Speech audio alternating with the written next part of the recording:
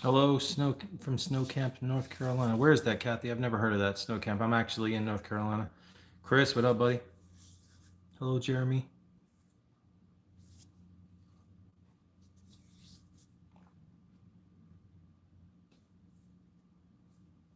Hey, Deborah, you too.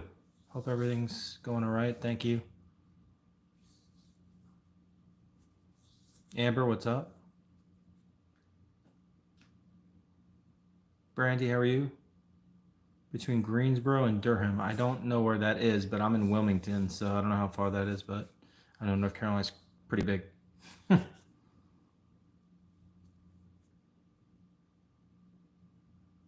um, well, I woke up and realized that the stream actually stopped out of nowhere, went like dark and glitched, and I jumped up and realized there was like nobody in the chat.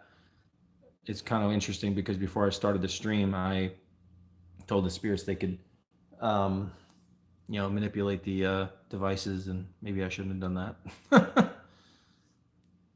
Thank you, Brandy. Sophia, hello. Okay, Kathy, cool. Thank you, Brandy. Kristen, how we doing?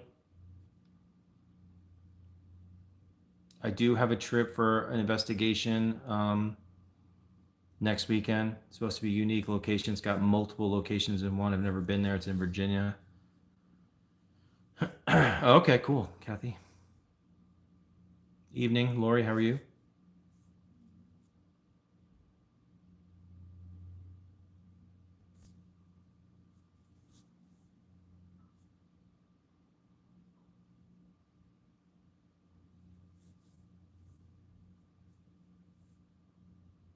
How's everybody doing tonight?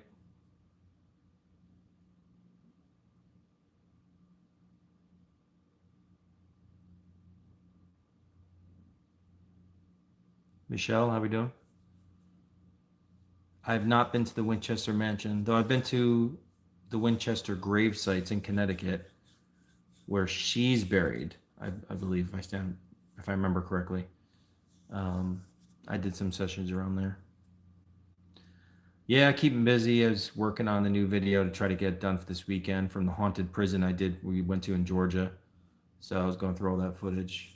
Takes forever going through these videos. Forever. Trying to get out one a week for y'all to watch an edited full episode. Hello, Christy. Hello, Angie. I'm doing all right. How about yourself, Annie? Thank you. Oh, really, Lori? Yeah. There's a lot of activity in that room.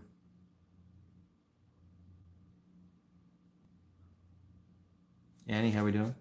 Thank you, Annie, for the heart.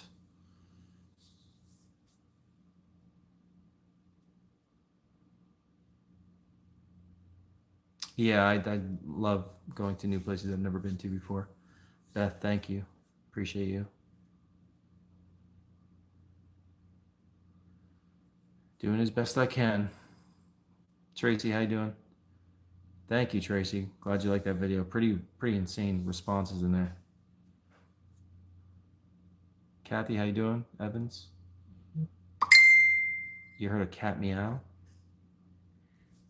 There's no cat meows here right now.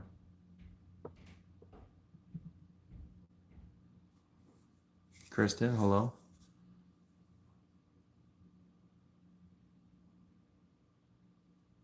Heckbus, how we doing, buddy?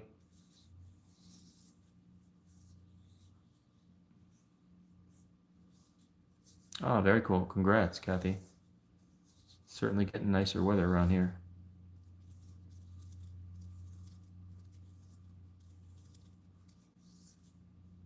I'm done with this shit.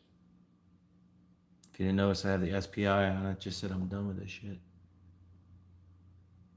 That's a first. Never seen it say that before. If you guys don't know, SPI is a software that we developed, communicate with spirits, spirit phone innovations. Never heard it say that before. Susan, hello, how you doing?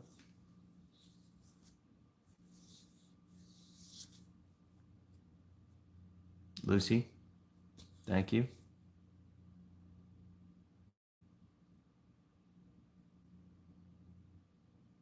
Yeah, no, I definitely know about that place, Jeremy. Yep. It's infamous, that spot.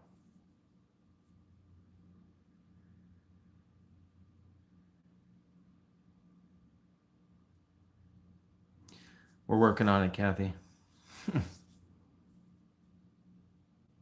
Kristen, how we doing? We're working on it, Kristen. Just got the same comment over on Tickety Talk.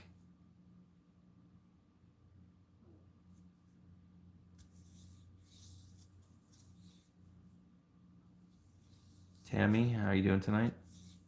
Morris, thank you for the follow. Yeah, I never thought I'd have an app. Aloha, Whitney, welcome. Nancy, thank you for the sub. Appreciate you guys subbing, giving a follow to my channel.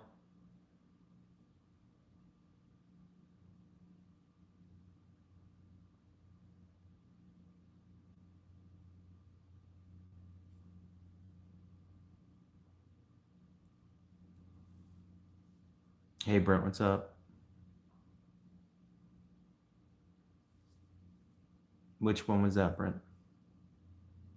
And by the way, guys, I'm doing this chat tonight because I want you guys to, if you want to ask me any questions about the paranormal, you got a story you want to share, I'll give you my opinion or just whatever you'd like.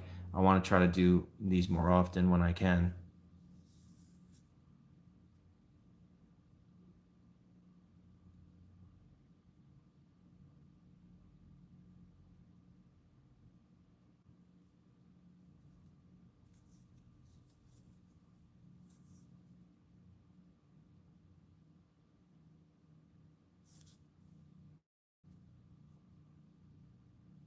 Deborah, thank you as always, truly, genuinely, seriously. Thank you so much as always. Hello, Daniel. How we doing?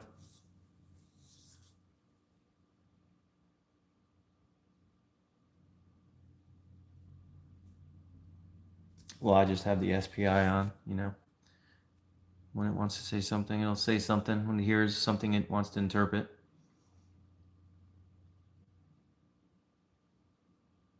Yeah, David, how long was the stream on till like after I actually passed out? I did, David, offer them to use the electricity from the device. It's probably my mistake. Did it go on for hours or? Because when I look at the video, it goes for the full 6.5 hours, but it just went dark. It was weird. When I woke up this morning and I saw Wen's message saying the stream went down, it was still on, but nobody was in the chat. Like it just shut off somehow.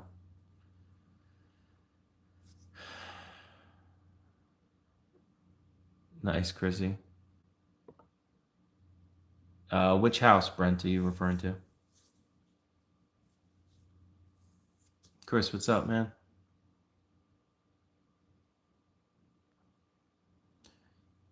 Chris, you're coming next weekend, right?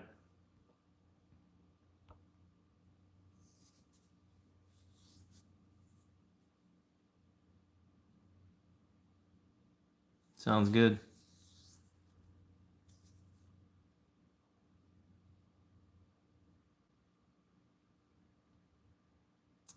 Anna's been kind of quiet lately.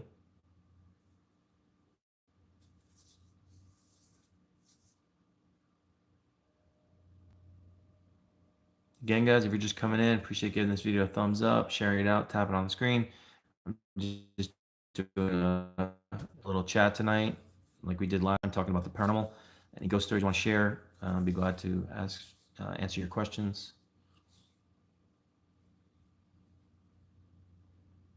That's right, Manti Python.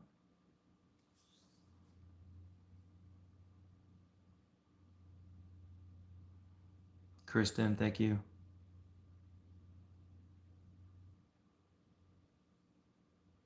The skull apple.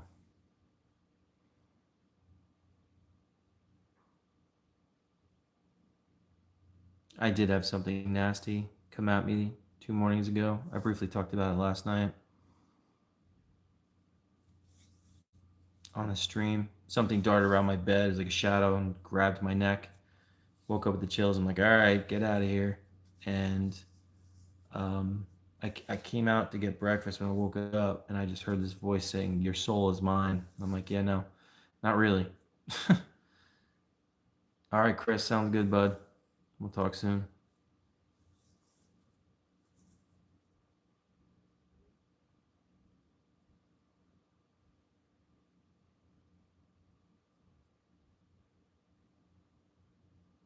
Seven Souls, how we doing from Florida? Bubba, what's up?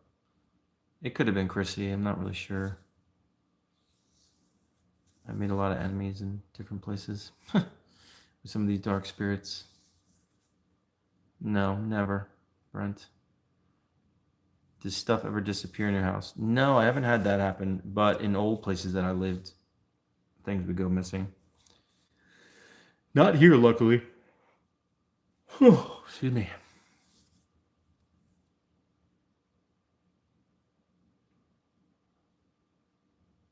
Now, the cemetery that's nearby here that I've investigated a few times, where it's super weird and creepy. Stanley from the Carolinas Unknown told me about a crazy dream he had of this shadowy figure growing or something of that effect, and told him that it's a demon of Solomon and that he's waiting for him in that cemetery. And I was in the dream, so I'm gonna go back to that cemetery at some point soon and see what that's all about and why it was like calling him back to that cemetery. Kind of creepy, because that cemetery is haunted as heck. I mean, everything happens in that cemetery. Glowing eyes, disembodied voices that are audible. Someone got sick there when we were investigating one night. Millimeter hits. Like, just that cemetery is really, really haunted. Nice, Bubba. The morning after the blood moon, I heard a kid voice say hi. I was like, no way. Then I heard hi. Huh. Yeah, it makes me think of this one time within the first couple of years of me investigating the paranormal, and literally heard this little boy scream in my ear, "Sean, time to wake up!" And I jumped up. It was right in my ear, and like 3 seconds later, my alarm clock went off, and I was like, "That is ridiculous." You had something disappear once. Yeah, it happens a lot.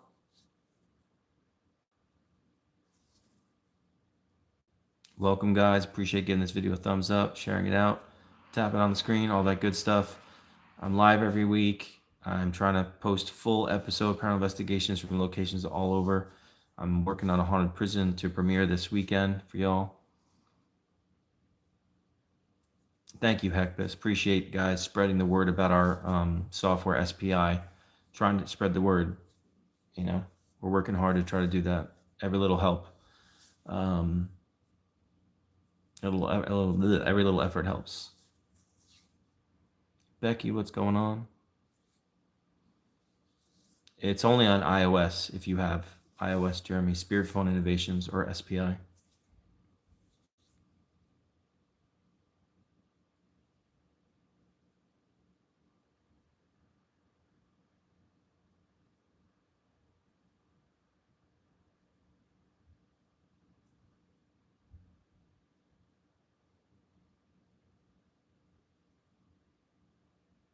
Yeah, it's coming. We're working on the Android. Hopefully in the coming months. Gonzo, what's going on? Anyone have any questions about the paranormal or a ghost story you want to share, or just ask me anything regarding that? I just figure I'd do this. I try to do some of these a little bit more in between streaming investigations and things like that. I am planning a trip next weekend to a haunted location. It's got multiple haunted locations within one. In Virginia. Space Ghost, what's going on? Yes, where are you drawn to most? You mean general, like haunted locations? I mean, I really get excited going to new locations that I've never been to before. Places you go back to, you kind of have an idea, but when you go to a new place, it's like it's uncharted territory, and it's exciting to me. So I love getting drawn to those places, if that's what you mean.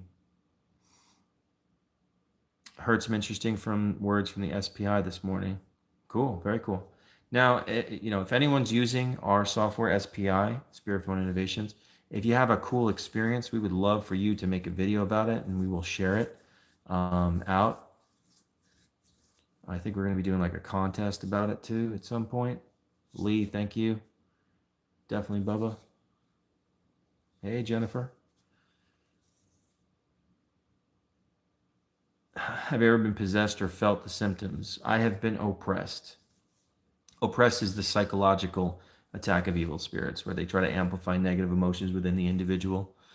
There was an attempt to try to possess me in a place called Revenant Acres. I wrote about my first book called Shadow Chaser, and a very haunted, crazy, super dark place, old farmhouse in Indiana. I literally felt half my body going into pins and needles. I felt this thing going on inside me.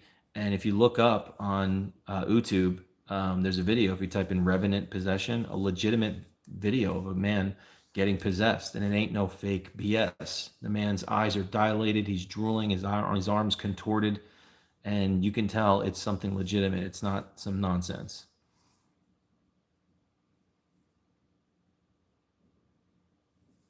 Cool, Amber. Hopefully you get to check it out.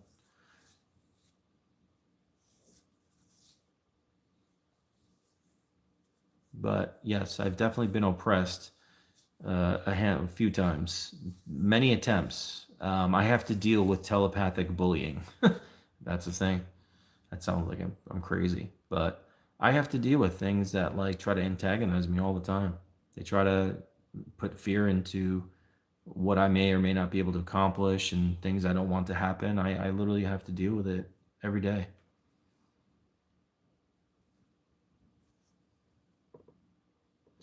What does it mean when you kind of see people with the corner of your eye but never see a face? Good question, Javier. So basically, my interpretation is that when you're born into this world and you're a child, is that when you're in an impressional stage in your life, your parents don't want you to believe in spirits, so they'll actually tell you that ghosts aren't real, and they hammer that into your minds. And what happens, in my opinion, is that we lose our natural psychic gift, and that it's only our frontal vision where we lose that gift. But in our peripheral vision, that's why we still see things in our peripheral visions, because it's only our frontal vision that's been affected by that influence from the rational perspectives, but our natural gift is still in the corner of our eyes.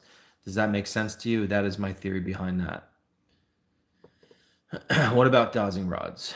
Do you do sage cleanse or keep something with you to protect you, Renji? I wear a blessed St. Michael pendant all the time. It's been blessed.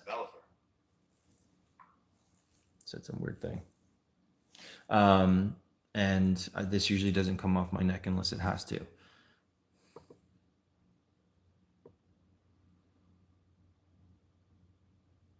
Okay. Have you ever heard of the Tremont House in Galveston? No, I have not.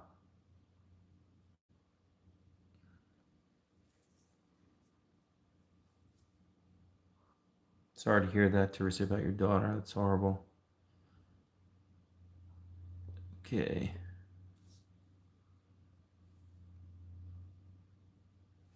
Sure. Oh, geez.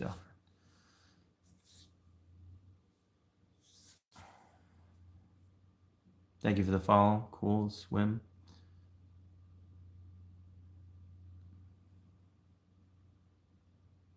How do you get your natural gifts back? Penelope, thank you so much.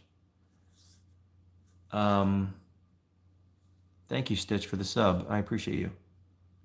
I do not use Ouija boards. I was coerced to play with the Ouija board one time. I wrote about that in my first book, Shadow Chaser. That's the first time I got oppressed when I came home. Really dark, evil, creepy things happened. I came home, and one time I was sitting on the computer. If you see behind me, Amityville: The Resurgence is a documentary about my personal experiences having to do with the Amityville case. Yes, I believe that story to be real. Was it exaggerated because of all the Hollywood stuff to some degree? Yes. But I'm telling you, it's very true. It's real. And I believe that story's cursed. So after I played with the Ouija board the first time, first of all, I was in like a barn where people had been HUNG. And when we were playing, I could hear the sound of a rope swinging. was really eerie. It was a place called Prospect Place in Ohio. And then we went to Bobby Mackey's. I felt like I was going in a trance there. And when I went home, the first weird thing that happened to me, I was sitting at the computer and I looked down at my feet and I was bleeding on the top of both of my feet. There were 3 scratch marks bleeding on the right top of my foot, and my left foot was just like a red mark bleeding. I walked out, into the kitchen, and my sister saw me and goes, "What the hell is that? The stigmata?" I'm like, "I have no idea." And then I went outside to my car where no one else had actually been in my car, and it was raining out, and I opened up the door, and the initials JS were written from the inside in the windshield of my car. I had no idea how that could have got there. It was out of nowhere. Now, if you know about the story about Bobby Mackey's, is that there was the story of Johanna that unalived herself after her father took the life of her boyfriend, and she was pregnant, and her ghost had haunted there, but no one ever knew her last name. And I don't know, that could have been Johanna. I don't know, but that was kind of like the beginning stages of like my oppression. Something latched onto me, and I was waking up at 5 o'clock in the morning, going up and down the stairs, feeling like I was being hit with a KNIFE all over. I felt like I was watching my family BURN alive. And It was so bad. I'd drive in my car. I'd have to like put my head out the window. I couldn't breathe. It was pulling me to the cemetery. It was pulling me to the cemetery, wanted me to go there, and I was going there by myself, sitting there against a gravestone in the dark, smelling rotting flesh and sulfur, as I was hearing these voices saying, "Hail to this demon and hail to that demon." And it was trying to put unaliving thoughts into my head. And I had to drink a few drinks, adult beverages, just to let the feeling subside. It was so bad. It's no walk in the park. And Finally, I looked up about psychic protection, and um, I did this grounding exercise, a visualization of like white light all around myself. And As soon as I did this thing, I saw this red glowing ball fly off my body and go out the window. And I immediately felt like I was back to normal. And this went on for like a couple of weeks of just complete, utter emotional, physical, psychological, spiritual pain that some people could not, go through and deal with.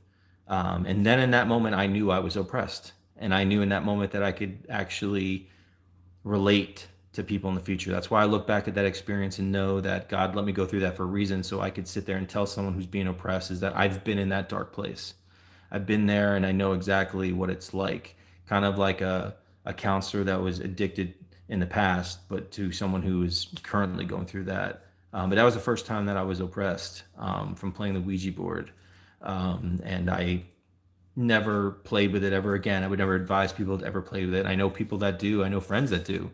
That's up to their free will to do that sort of thing. But I would never do it because I've seen this stuff. I mean, I've read books on it. Obviously, I involved myself in demonology and how demons actually come after people and haunt location. Um, and Say for instance, like I'll tell you another story. So there was a case of a family that I tried to help out in Virginia, and we were investigating their home, and they were really experiencing some really dark, messed up stuff in their home. And I was doing investigation in her basement, and I had a vision of this woman in white waving her hand saying they took my babies. And then I had the spirit box on, and then it said Ouija. So then I went upstairs to the mother and father to tell them what had gone on, and they have never involved themselves, with the paranormal. Sam, nice. I hope you enjoy the app, SPI. And when I told them about what I had seen downstairs and what the Ouija came through, they turned white. Ends up 20 years prior, when they were in like high school, they had messed around with the Ouija board, and they went to some cliff where people would go kiss, like in high school. And They said that they saw this woman in white on the side of their, coming up to their car saying they took my babies, and disappeared. And there was a grave up there, and it was right after they played the Ouija board. Now, mind you, what they were actually experiencing in their home was that their 10,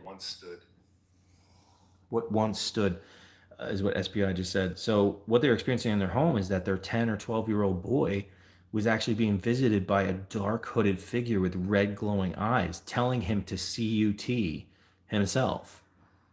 And that's just an example to you. And that's what I try to tell people, is that if you can mess around with the Ouija board once or 10 times or 100 times, nothing might not happen to you tonight, tomorrow, next year. It could be years from now. It's going to happen on their time schedule, not yours, theirs. There's no time conception in the spirit world. They do not want to actually be recognized for what they're trying to do to you, because they want to have their vicious cycle and their attacks go on as long as possible so they can feed off that, and then ultimately have turn you into some sort of example if it's truly a demonic entity. And that's what I'm saying, is that these people messed around with something 20 years ago or something like that, and out of nowhere their child is experiencing and dealing with their free will choice from many years ago, and it probably took them longer to figure out what was going on and not thinking about their actions so long ago because of what was going on. And they took advantage of that, though that evil spirit took advantage of that invitation from many years ago to go and do that. And that's what I'm saying. That is the real danger of messing around with something like that. People can take every precaution necessary. I take every precaution necessary. Things still come home with me, But I mean, when you invite something like that into your life, that is the real danger, in my opinion, where something can come. If it has an invitation open, it will open that invitation on its schedule, not yours. And it's going to be in a time where things are going to be most hard for you, where it has most of the advantage to try to win that battle.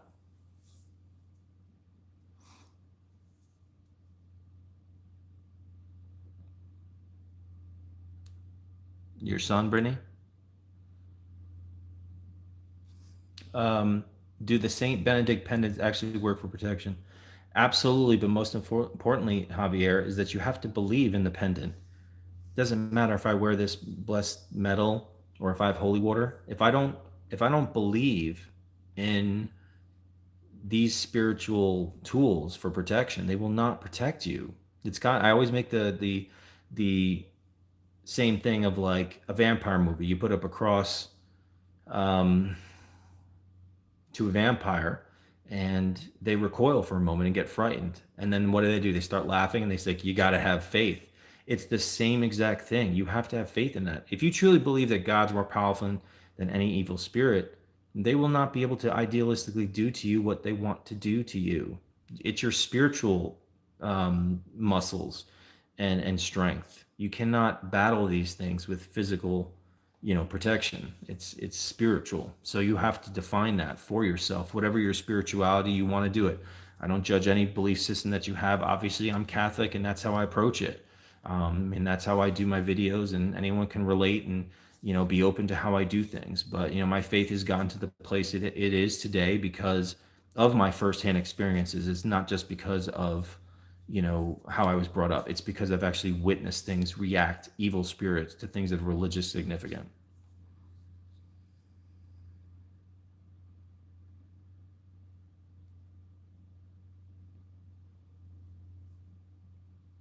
Oh, how old's your son, Brittany?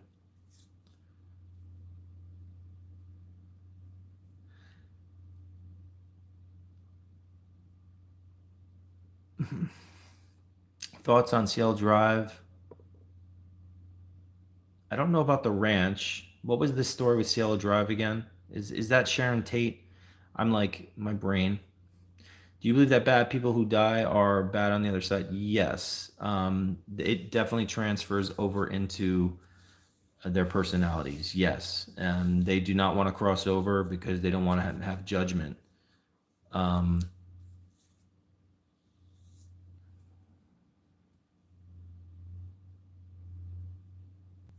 I've been to David Omen's house years back. It's definitely was haunted there for sure. Um, yeah, it was pretty fascinating when like Charles Manson's voice was coming through at that museum with some of his ashes there. It's really wild. If you watch that video, Kristen, that I posted, insane.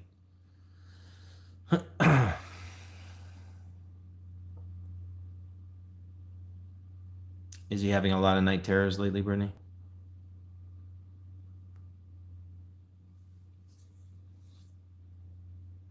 Oh, I agree, Kristen.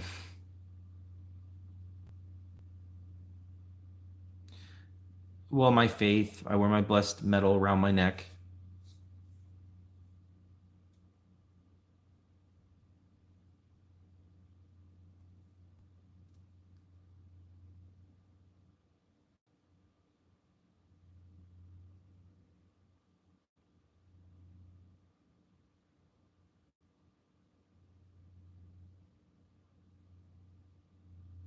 Where are you, Brittany? Oh.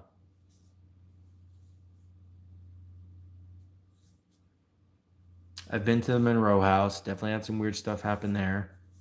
I actually thought my experience at the Whispers Estate was way more creepy and weird to me. When the activity we had in that night, that video I just posted, compared to Monroe House, it was like really weird. Like I haven't been to a place that active in a while. It was just nonstop, that place. It was nasty. My first time believing, I took a friend of mine that was a skeptic to a local cemetery, and instead of him believing in ghosts, I had my first experience of a little girl responding in front of her grave. 2 weeks later, saw a shadow of a little girl in the corner of my bedroom, even during the day, and that was the beginning. Okay, gotcha, Brittany.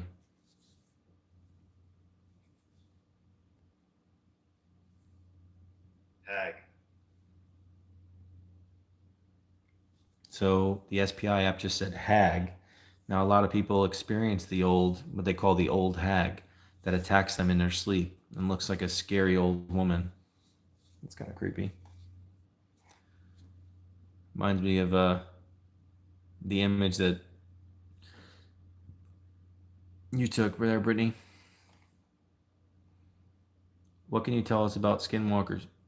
Well, I mean, that's just another culture's interpretation of what those things are. I mean, I've never experienced those, but I do know that demonic entities can disguise themselves on whatever they want to look like. So, that falls into my theory, unless I experience something different. It's very fascinating. It's interesting. Um, there's many different interpretations or names or what these evil spirits are in different cultures. They could be the same thing. They could be different.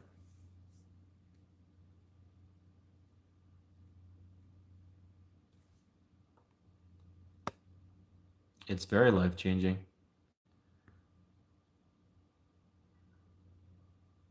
That's yeah, things like that can happen. Wicked.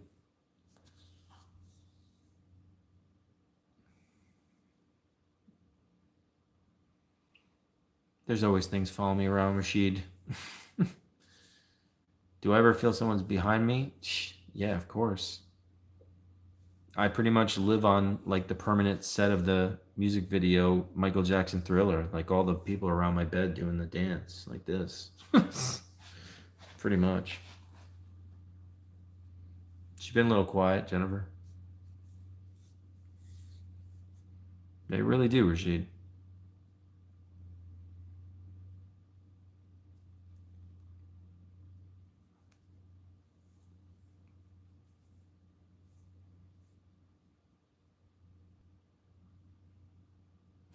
I bet you can, Jen. Thank you, Joanna.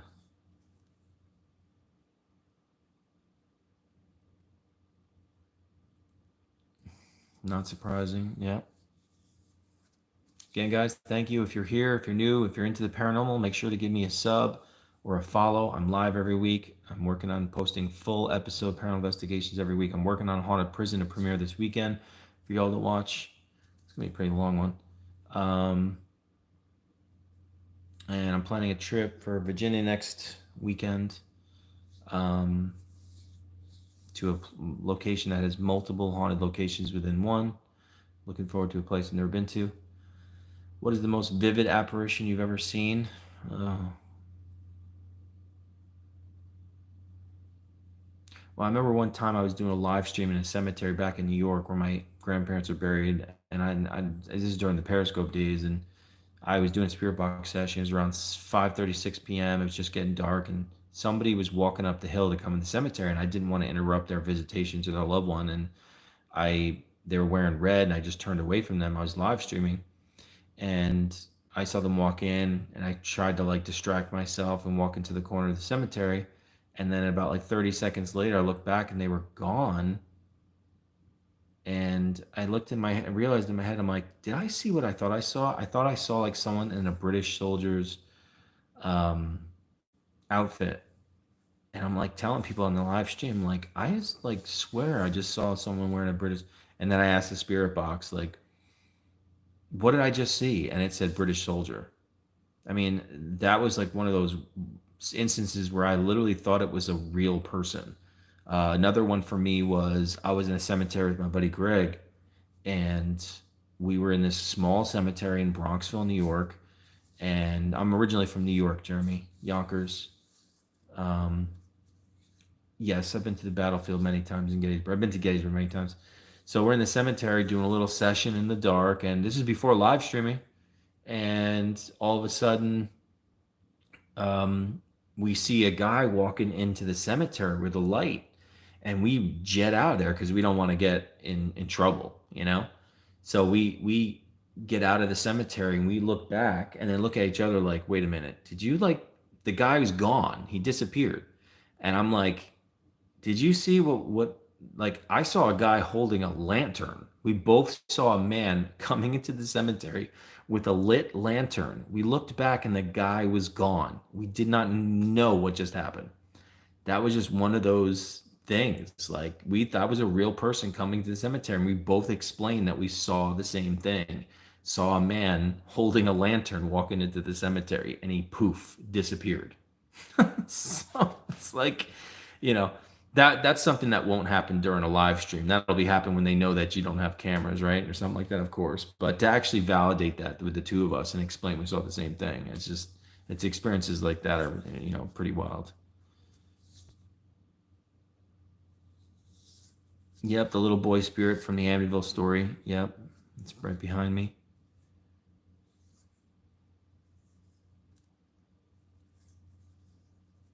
Oh yeah, definitely, Brittany. That was a weird place too, in Raymond. Yep. Um,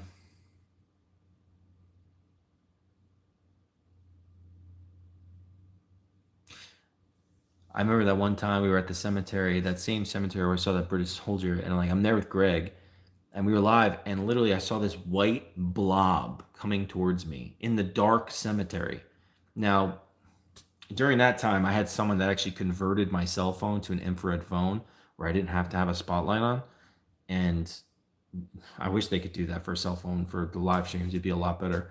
But anyways, I literally looked to my left and a white blob was coming right towards me. And I'm like, what the hell is that? And then Greg is holding the camera and he's like, what? What the hell? We both jumped so high and it just poof disappeared. Like we both saw it. It was just one of those things like, what in the heck? Um, go. Um, I love when experiences like that happen, especially when you experience with somebody else who's like, we just saw the same thing. Yes, I know about the alleged ghost with the 3-minute baby as a kid growing up, but I think it was a cutout cardboard thing from a movie. Are there parallels with supernatural and alien activity? I think there are. When in some cases, Kristen may not be in all of them, but some of them. What from The Conjuring?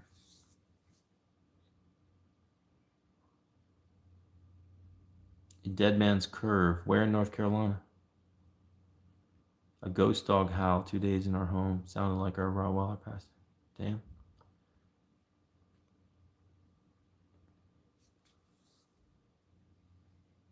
What about Bathsheba?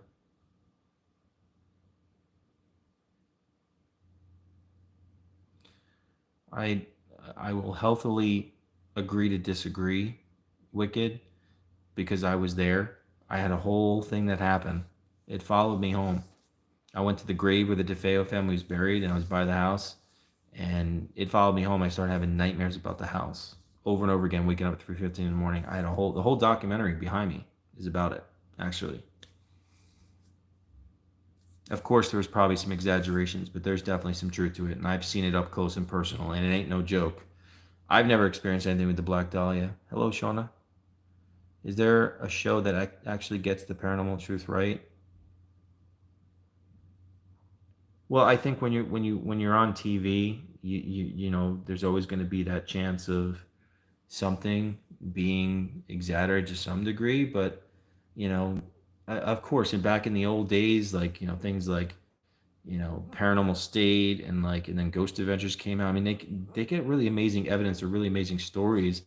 But with with TV and a lot of money on the line, I mean, that's why I mean the one thing that's cool about live streaming is um, that you can actually witness this stuff in real time. It's not edited down, and you're part of that. There, it's in a moment. Yes, I've been to Zach Bagans' museum in Vegas. Very haunted. I had strange, creepy, disturbing dreams about that museum before going and after.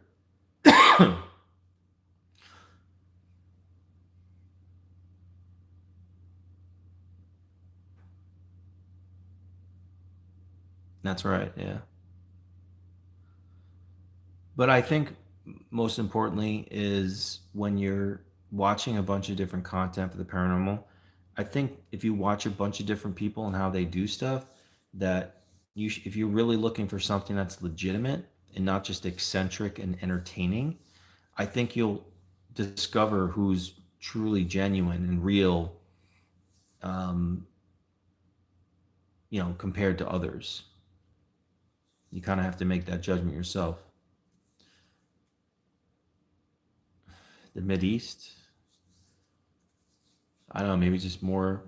Well, it just depends on the history, really. I mean, some people still don't like to talk about the paranormal, and there's probably places that are stories, but these days a lot more people are way more open about it.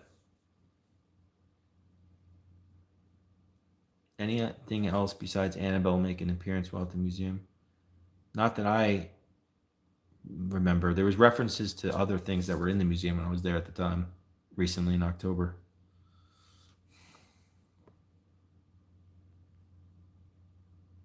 I do too, Joanna. Yep.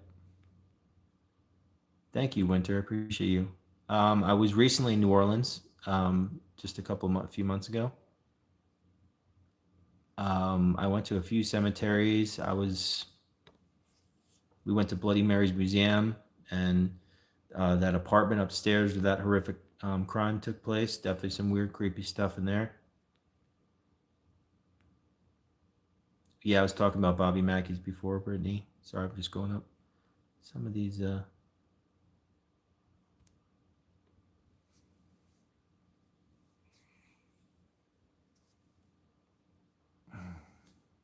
Yeah, no problem. Glad to come to say hi and come in. Appreciate you. I never can read your screen name.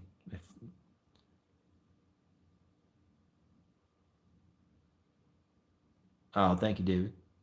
I watched an 8-hour documentary about Amityville, the lawyer, the Lutzes, the Warrens, came up with all the.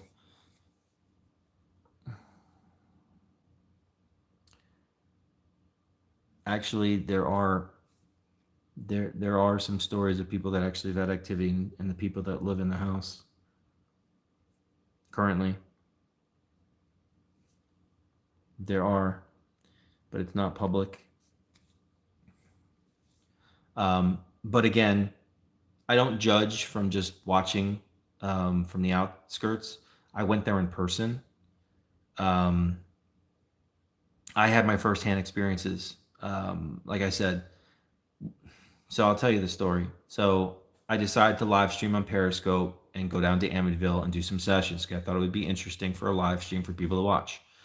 And I went by the grave and of the DeFeos, and I asked who's here still from the DeFeo family, and I got the name John came through on one of the devices, and I didn't realize at the time that John was the little boy that actually passed away and actually looks most like the picture in the Amityville, photograph that Lorraine Warren's photographer took. Now, I went in my car because I didn't want to disturb anybody that was visiting their loved ones, and I left the spirit box on, and this kid's voice started coming through over and over again on the spirit box. I've never had this happen, still to this day. The kid's kept talking to me. This is on video. This is in the documentary.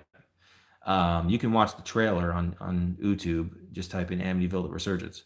So the boy literally asks me for prayer. Now, I know obviously about demonology and that demonic spirits can actually disguise their voices as other spirits.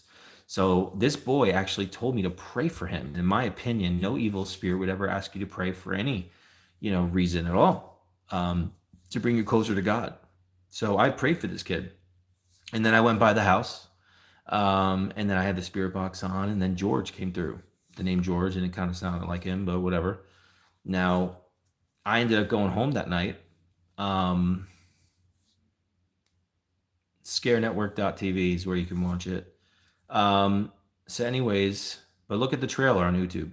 Kristen, thank you so much.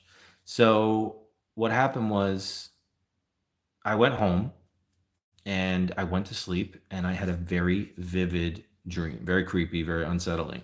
This was the beginning of me being haunted by the Amityville story. Okay.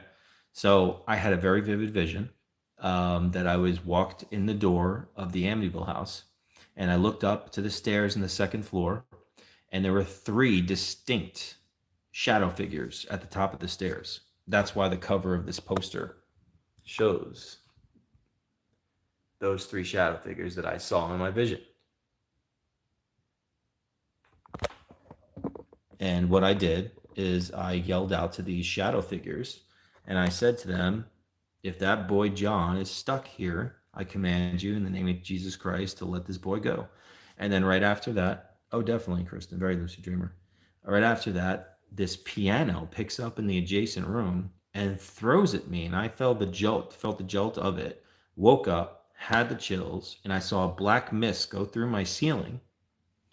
And I looked at the time, and it was 3:15 in the morning, the time of the Amityville murders. And that was something that started it from there. And I would have reoccurring nightmares about being inside the house, wake up with the chills, black mist go through my ceiling, and look at the time, and it was 3:15 in the morning.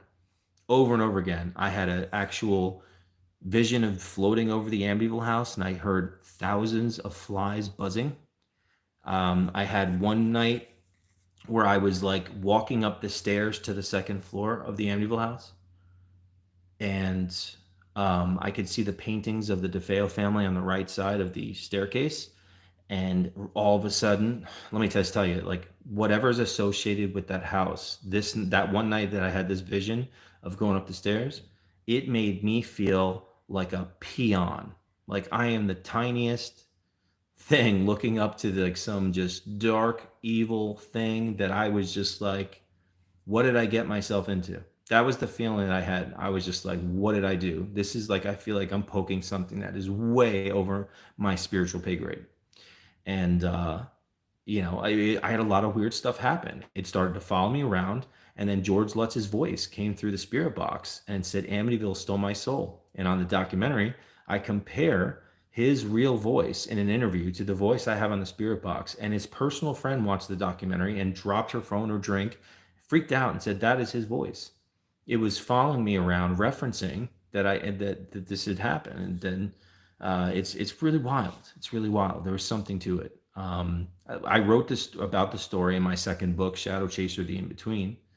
And while I was writing the book, it was during the winter, and I was in my room, cold outside, and I literally would hear while I'm working on the book, zzz, zzz, like a fly buzzing around. There was no fly.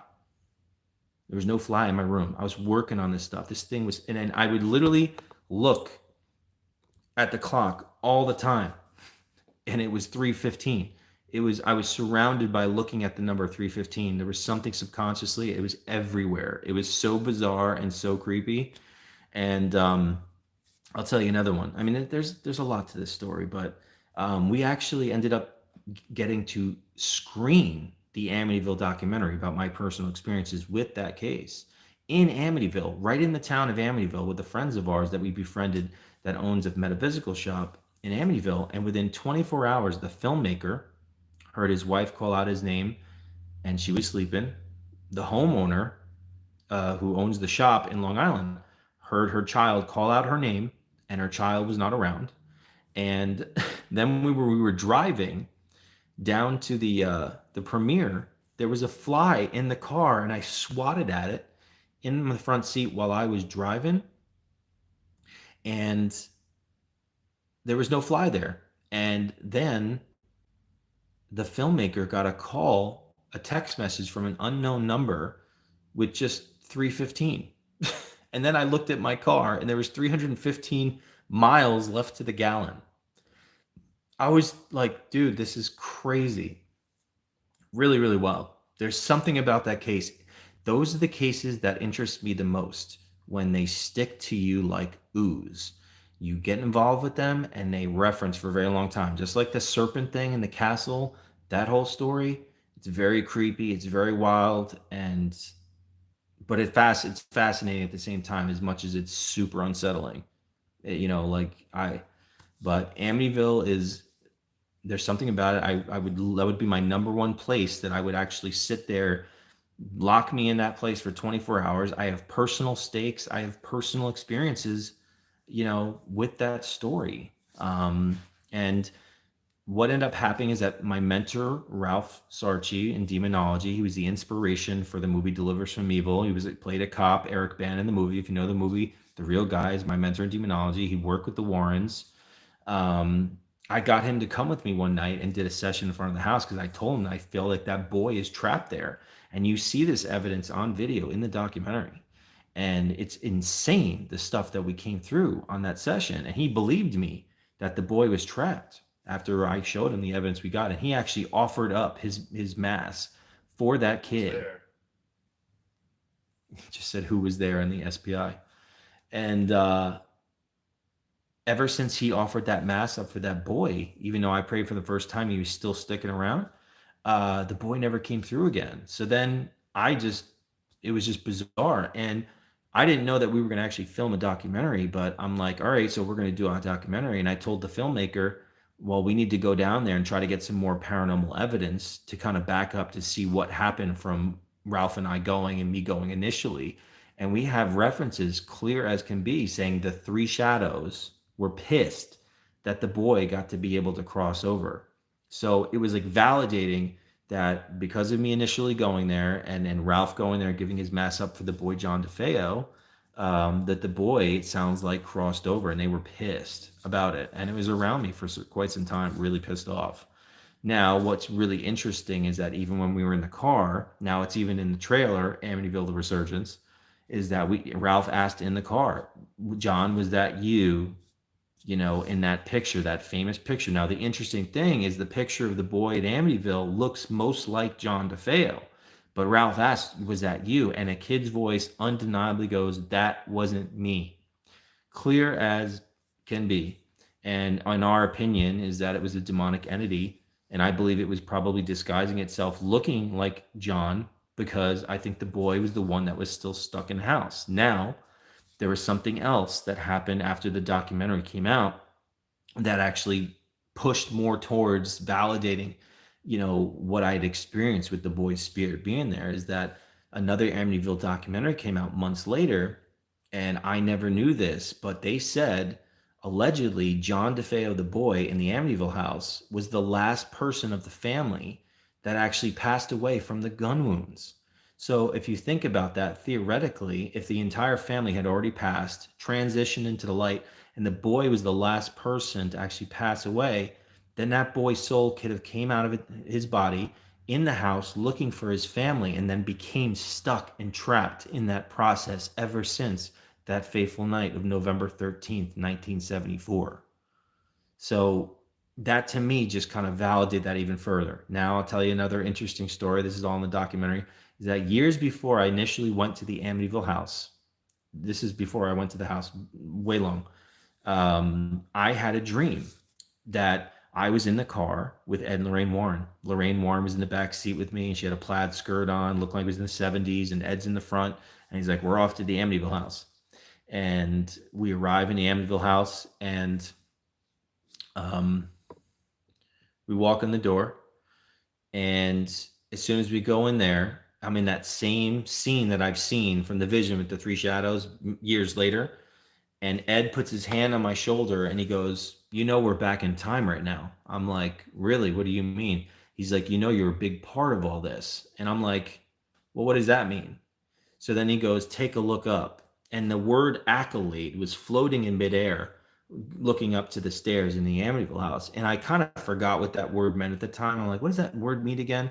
And that's something that I would always like, in my opinion, if I had a dream or if I had heard a word psychically that I've never heard of before, like obviously I'm not thinking about it. What does it mean? It kind of fascinates me. It's kind of like when our SPI app says a word I've never heard. It's kind of cool to look it up.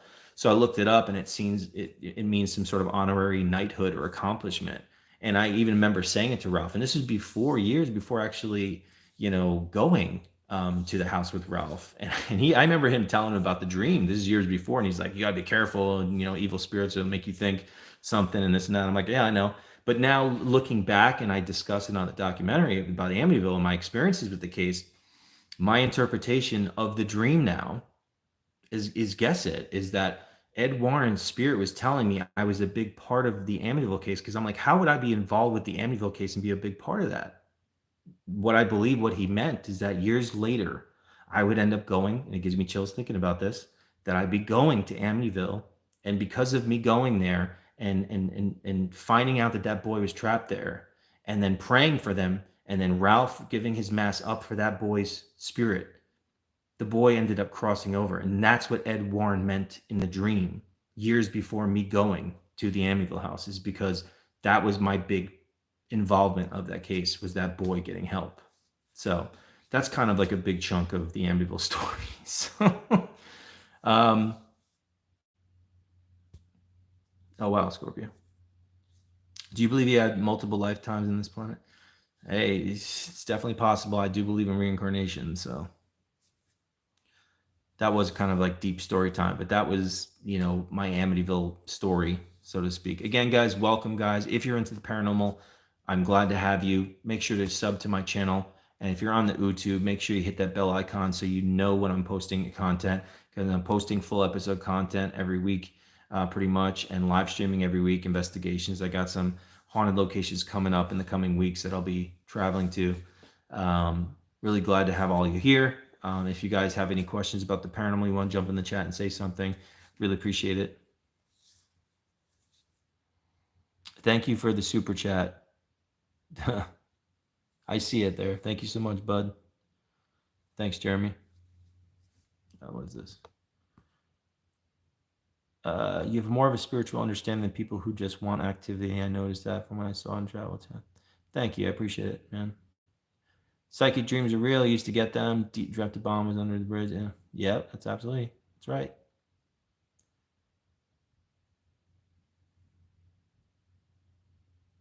Thank you, Rashid. I appreciate it.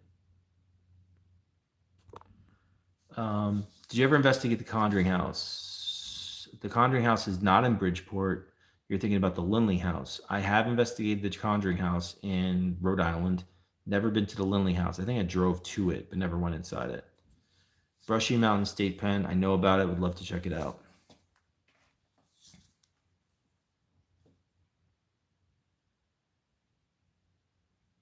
How would you go about getting rid of spirits that are unwanted? Well, I would look into why that they were actually... Stop it.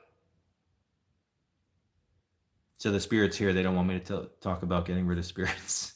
So by the way, guys, if you aren't aware, SPI is our software, that a concept that I came up with many years ago. And we were able to implement it with new technology using AI text-to-speech.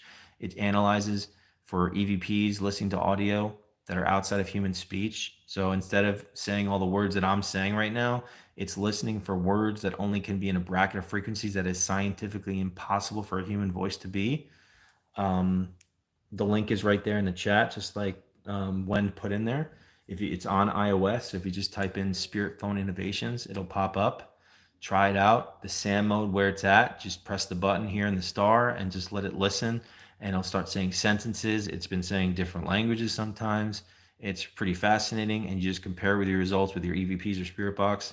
It's pretty wild. I hope you will try it out and let me know what you think, or let me know what your experiences are. It's a brand new experimental method, never done before, to try and interpret spirit communication. So please definitely check it out.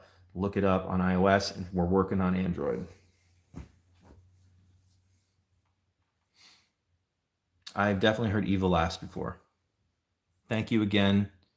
What is your screen name, man? I can't even like...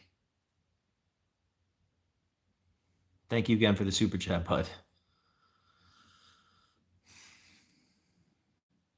Thank you, Jen. Yes, I was on the 28 Days Haunted show on Netflix. You can still watch it, I believe, on Netflix. It was a series on Netflix called that 28 Days Haunted. You had to live in a house, one location for 28 days without any phone, TV, or internet.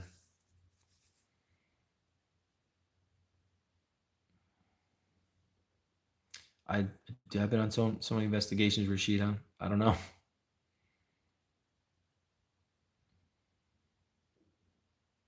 I have been to Penhurst before, yes. Again, guys, thank you all. Appreciate you. Glad to have you. Make sure you give me a sub. Hit that bell icon so you know when I post content. Give me a follow over here in the Tickety Talk. Thank you for tapping on the screen, y'all.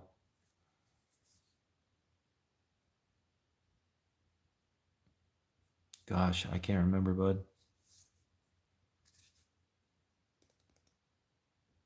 Nice, Chrissy.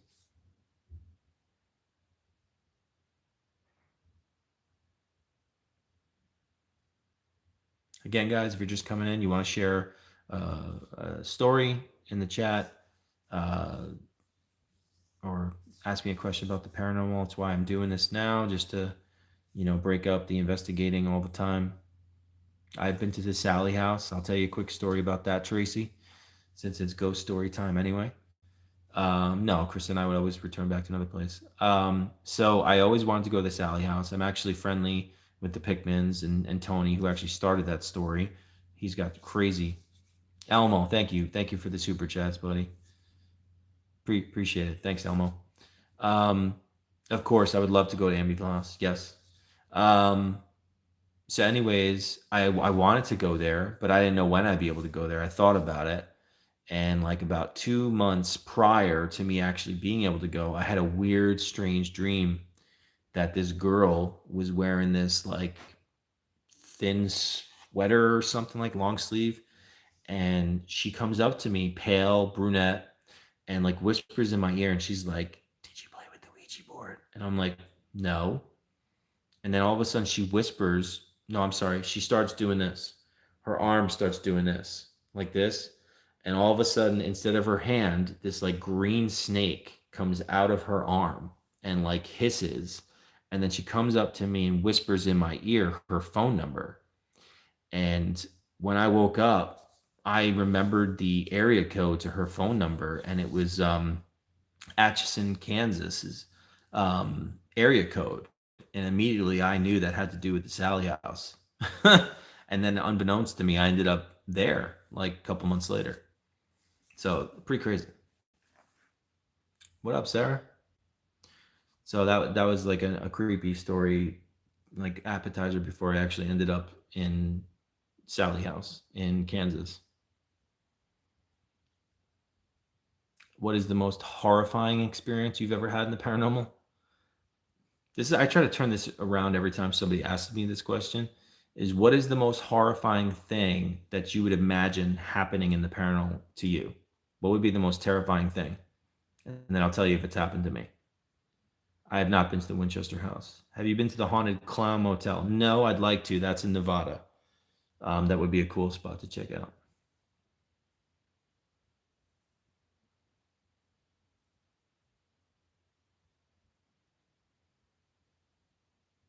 Yeah, well, people get into it for the thrill and things like that. Well, obviously, Elmo, I discussed before, there's spirits that have tried to possess me. I felt my whole body go into pins and needles, well, half my body. I've been oppressed by evil spirits. The Velisca house, definitely on my list too. But I've experienced the worst of the worst. I have seen the most terrifying things you could imagine in the paranormal. Glowing eyes, reptilian figures growling at me, little girl ghosts with like dark eyes and fangs. I mean, I've been scratched, I've been pulled out of bed by my ankle. I've seen like, I mean, how much worse can it be? I've seen horned creatures. I mean, I've seen it all. I don't know if I can see anything that's worse at this point. Do you feel something about the place you go? Yes, Tracy, because I'm sensitive. Yes, everything follows me all the time wherever I go. Now, I do believe that a lot of spirits follow me because I always pray for spirits. And I have that willingness to take that extra step for them to try to help them.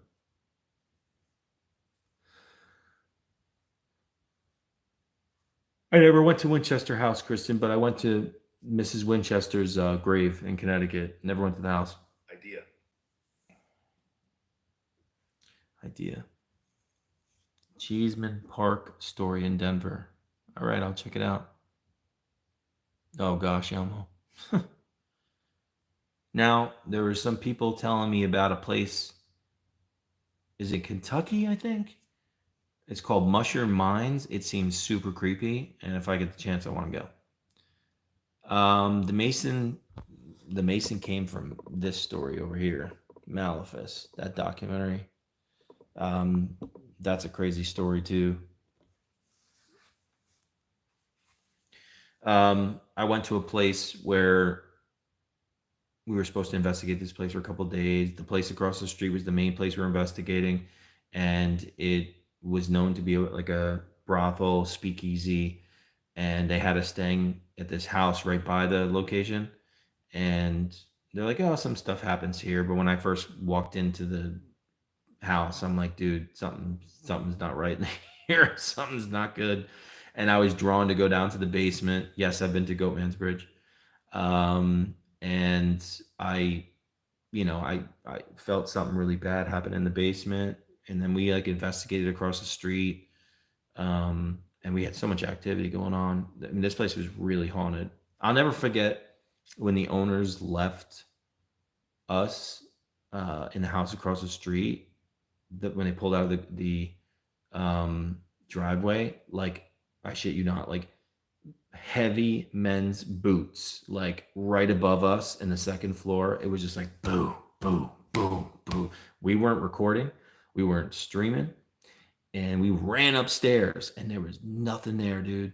It was nothing there. I mean, that place was so haunted, but we did some investigating there, and then we decided to go back across the street. I'm like, dude, I mean, this is where we're sleeping. And, I went down to the basement. We investigated down there. And I'm like, this place. Yes, guys, if you want a copy of Malefice or the Amityville DVD, just go to SeanDAustin.com. Anywhere in the U.S., I mail out a signed copy of either of these documentaries. That is absolutely right. I completely forgot about that. My brain's mush today. I apologize. Anyways, I felt that this man had tortured females in a very bad way, did very bad things, and unalived them. We ended up finding out from the curator the next day. They don't like to talk about it, but there was a doctor doing illegal abortions on the ladies of the night, and that potentially the babies are buried on the property where the house we were staying at. And everything started to make sense. All this crazy evil stuff happened to me. The sulfur smell, and like my rosary like was thrown across my bed. And when I woke up the next day, it was on the other side of my bed. Like, just all this creepy stuff. And I ended up praying for these two women that were trapped, and I believe that they ended up getting help. And that's when I had to deal with this thing being pissed off. And the first thing that happened was I was in a hotel room right after this happened. I was still in Ohio, and I just saw this, like, actually this part wasn't in the documentary, but I saw this flash of this, like, you ever see the thing from the 80s movie Legend? It's like that thing, the devil demon thing. I mean, the horns weren't as big, but it was like just the horns were like this big, and it had yellow eyes, red face, and fangs, and it had this downward stare that the only thing I can explain to you is that it had a downward stare into my soul, and it had the most unsettling feeling that I've ever felt. Like, it was just awful, but it looked through me. It looked through my soul, and I felt that. I don't know how to explain what that really is, but it's the only thing I can explain. I felt it look through me way beyond the physical. And then I went home and I just felt exhausted from the trip. And I was trying to doze off in the bed, and then I saw a shadow dart around my actually, I can show you because I have my book right here. This is my first book, Shadow Chaser, by the way, guys, which is also on my my site. If you want a copy, a signed copy.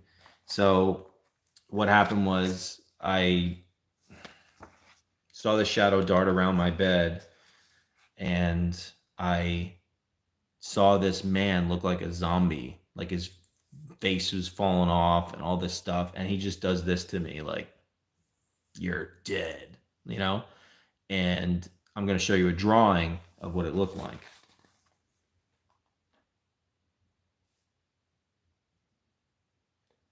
Nightmare fuel for y'all?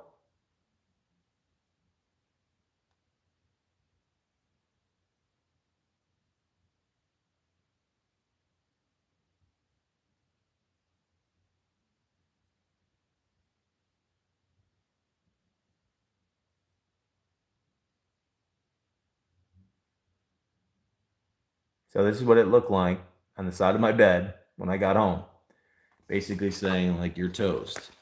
And then right after that, I saw this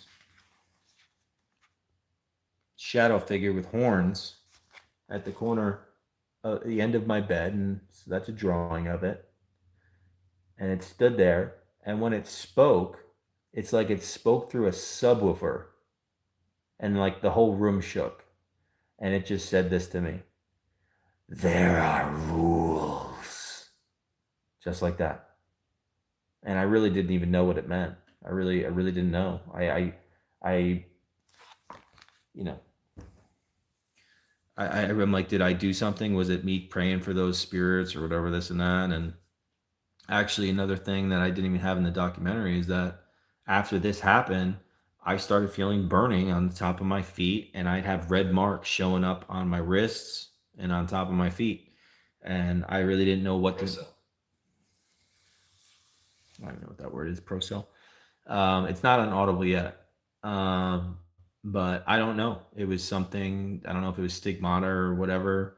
But yeah, this spirit, this evil guy, he was an evil doctor, and I think he was a Mason, and he was doing satanic something, dude.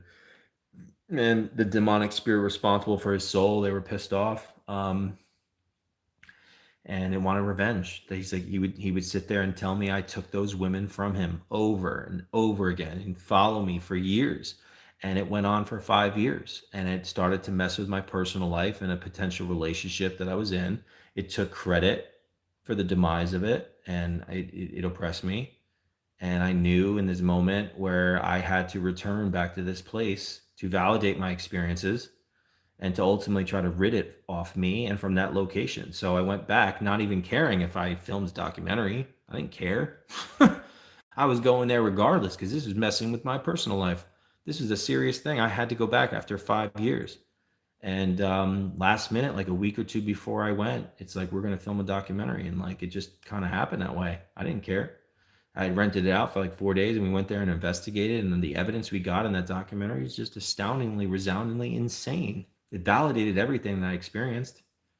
Now, I'll never forget, towards the end of the documentary, and you see, I'll never forget, right before I performed the exorcism ritual on that house, where all that torment and those poor babies and all that stuff that was going on there, right before I did the exorcism ritual, I had the spirit box on video, and all of a sudden it comes through the spirit box and it goes, the rules have changed. And I said, who changed the rules? And it said, God. I mean, it was chilling, because that's in my head exactly what probably happened, is that, you know, God allowed those souls of those women to cross because of my free will choice to try to facilitate that happening. Those souls of those women were trapped by this evil force, and they were suffering. For whatever that reason is, I can only speculate. But God allowed those souls to be brought into the light, into heaven. And it was like taking souls from the devil. It was pissed. That's what I'm saying, and why I have these things after me so much, and you see me what I do, because when you go into somebody's home and you try to help them dealing with something in their home, and there's a legitimate evil, malevolent force, demonic force that's in their home, these demonic spirits are trying to attain the souls of these people. They don't have them yet. But when you're talking about earthbound souls that are suffering, earthbound for whatever that reason is, trapped by other spirits in a suffering, oppressive state, and you use your free will to help that soul find peace and go into the light, that's literally like taking a soul away from the devil, because they don't want any of those souls to like stop suffering. And that pisses these things off to a whole new level. And their relentlessness is infinite. They will come at you at any given moment they possibly can. It's something I'm going to have to live with for the rest of my life. I'm going to have to carry that cross as long as I live here, with any opportunity that they have to try to mess with me because of what I did. So, lucky me.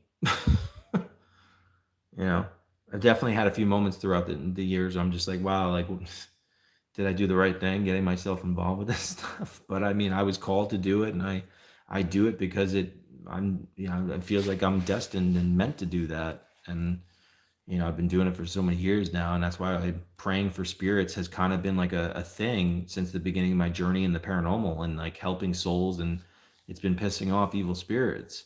Now, I could tell you a quick story too, which I've told a lot of the time, is that 3 years before I got involved with the paranormal, a girlfriend of mine came over to my house to like hang out with me, and I was living in a house with roommates, and she never told me this story till 3 years later, because she thought I would have thought she was crazy, because she didn't know if I was into the paranormal. And 3 years later, I start posting stuff about the paranormal because I was just starting to get into it. And she decides to share this story with me. This one night she came to hang out with me. She pulled up and saw this dark hooded thing staring into my window of the house, and then turned its head and had these dark eyes and a whitish face, and it just poof disappeared. She said it was the most terrifying thing that she's ever seen. Now, my opinion of that, looking back at that, is that again, there's no conception of time in the spirit world, past, present, future, all the same thing. This evil spirit was watching me from the outskirts before I actually involved myself in what I like to call spiritual rules of engagement and involving myself. It knew that I would be some sort of light worker and going up against these things. It was watching me. It knew that it was coming soon, and it was watching me from the outside. It's pretty crazy, right? Sorry, Sarah. She did, yeah, she did.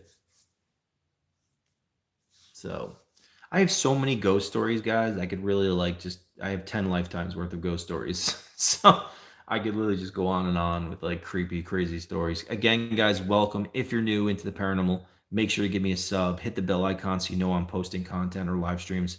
Thank you for the follows. Thank you for the tapping on screen. Thank you all. Appreciate you all for being here.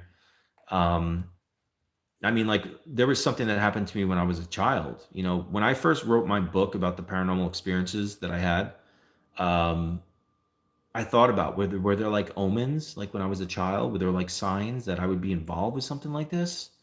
And um, I looked back. So we had a house when I grew up in Long Island, and I was running home between the houses of one of my friends. I was like between 8 and 12. I don't really know, but all the grass was like dead, and like there was really high, it wasn't cut in between the houses and the trees, and I was running home in between the houses, and I saw something in my left peripheral vision, and I'm like, what the hell is that?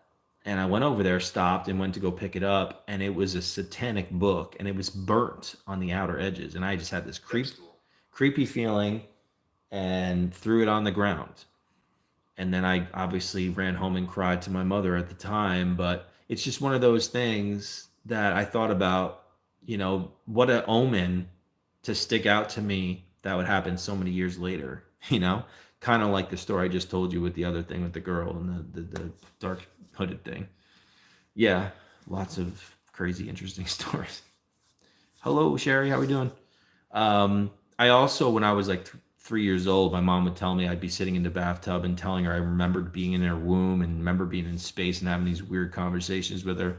So I guess, like I said, all the omens were there. But, when I first got involved in the paranormal the first year, I was reading books about demonology because it fascinated me because, first of all, demonic activity is like the most taboo corner of the paranormal. It's the most extreme type of activity that can actually take place.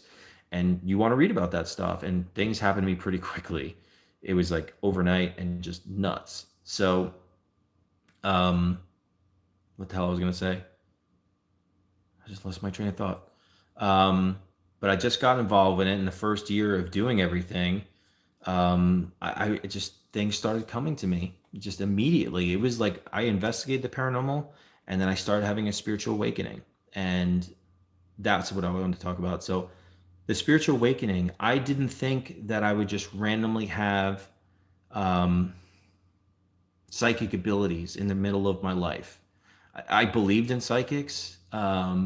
I believed in all this stuff, but I'm like, why would I have this happen to me out of nowhere? And I was a little paranoid because I was reading books about demonology, and I read that like demonic entities can make you believe that you're psychic. And I'm just like, oh my gosh, like is something happening to me? Because it was happening. It was like I was having dreams, premonitions, like it was like a flip of the switch. And it's happening to me in the middle of my life. Why wasn't it so pronounced and profound growing up and always knowing that I had this gift? It was just out of nowhere. But I think it's because I had actually, started to engage in the spirit world and it was just immediate. And I always talk about this thing that happened to me in this process of this hooded thing. It has skull-like face, glowing eyes, and it grabbed me by the neck and it goes, the transformation. And like, I didn't know at the time what that meant. Years down the line, I know what that meant, in my opinion. It knew I was going through a spiritual awakening. I was a novice. I wasn't knowledgeable. And it was trying to induce fear within me because it knew that I was aware of its presence because I was having this awakening, that I could actually have a chance to be seeing these things, feeling them, and hearing them. And it wanted to try to get fear out of me. And it was very easily done. This is why evil spirits and spirits in general will go towards children. Children are fresh from the spirit world. They haven't been contaminated with irrational perspectives yet. And that's why a diversified amount of souls will go towards children to try to get their message across, whether it's desperation, sadness, to be heard, and then most importantly, acknowledgement's a very profound element in the paranormal. So, most of these human spirits want to feel like they're human still in the physical plane. They have not let go of the human life that they once lived. So that's why they will come forward and try to communicate and with any of us because that acknowledgement gives them energy and makes them feel like they're still alive in the physical plane. But also evil spirits, and who's the easiest of us to induce fear within is children, or anyone who just doesn't understand this stuff. But we all have the natural gift. We are spiritual beings living in a human body, having a human experience. It's not the other way around. That's who we are as a core. And those gifts are within every single one of us. Now, some of us might be more destined to have a little bit more of that gift in our lives and stuff. But in the end, that's where we're returning from. That's where we come from. That is who we are, whatever, the case is. So it's crazy to have these experiences, and it changes your perception and everything. It's not just like, I was just like many of you where I'd sit there and watch, a show, and I'd sit there and watch these people get up there and be interviewed and talk about their ghost stories. And I really believed in the validity in their stories. I'm like really just like interested. It's very fascinating. But here I am doing this 15 years later, and it's like it changes your perception of everything. It's around, it's everywhere. Everywhere you go, it's everywhere. I mean, gosh, people think privacy on social media platforms are bad. I mean, ghosts are watching you do everything, guys. There is no escape. You probably just don't want to think about it. So, but that's just the truth of the matter.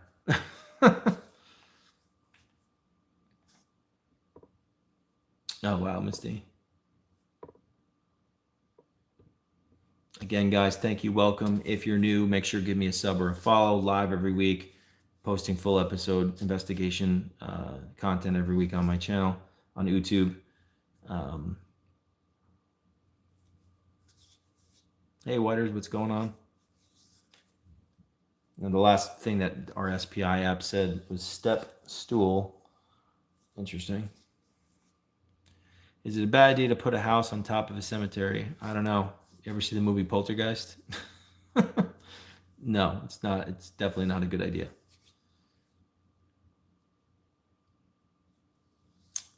I think everyone does have the abilities, Brienne.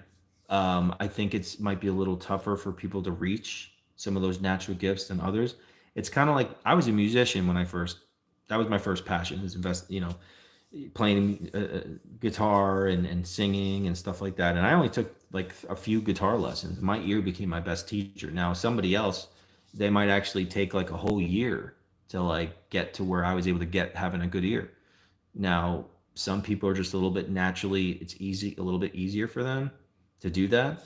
But what I can tell you to try to develop those abilities is meditation, to learn how to close off your mind and not have your rational mind try to fill in anything. It's learning how to literally just receive. If you want to learn how to hear words, it's just block out your mind and try to listen. If you want to see visual, which would be clairvoyance instead of the clairaudience when you're listening, try to focus in the back of your eyelids by seeing an item, like an apple or something, until you actually can see that item. That will help your visualization. And then you do that like about 15 minutes a day. Eventually, you may improve that skill. Paul, I'm not sure.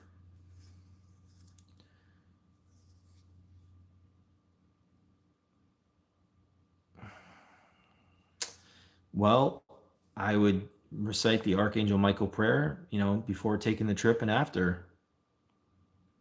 Elmo, can evil spirits affect someone with PTSD? Yes, evil spirits will take anything from your past that is dark and oppressive and negative and use that against you.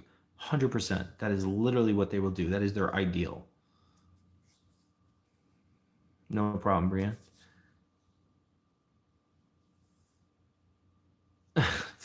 Annabelle followed me home one night. That's another story. Well, thank you. I did, sleep extra and went to the gym. Can you tell me what settings should be on the Sony ST? The S10, I just, what settings? It's just record, basically. There's no special way to really use it. I had the ST10. I left it on top of my car and disappeared forever. Now, you can have the option, I forget what you got to do to slow down the responses when you listen back. You got to press the little metal thing, like up or down to get, I think it's DCS or SC. And if you go like negative, you can actually slow down the responses in case it's not as a fast EVP so you can hear it better. That'd be the only thing I'd recommend.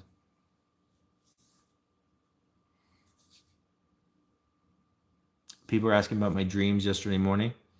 Well, yeah, I saw a shadow figure dart around my bed, try to choke me. And then I came out for breakfast out here, and then I felt a presence with me. I was hearing like enemy, and that's usually what I hear, the enemy. And I think that's something telling me it's like the enemy of man.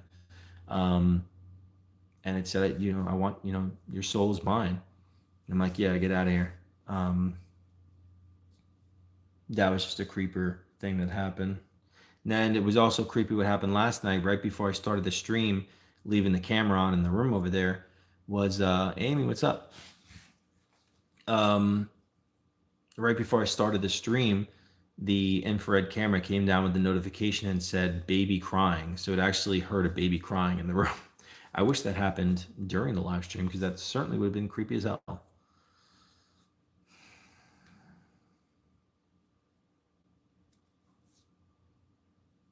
No problem, Elmo. It's understandable.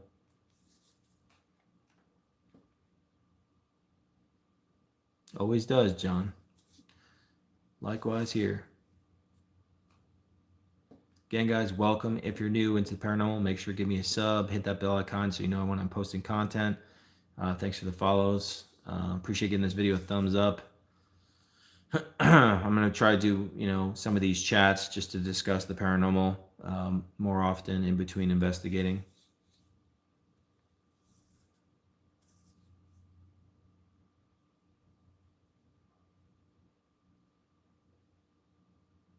Oh, geez, Christy.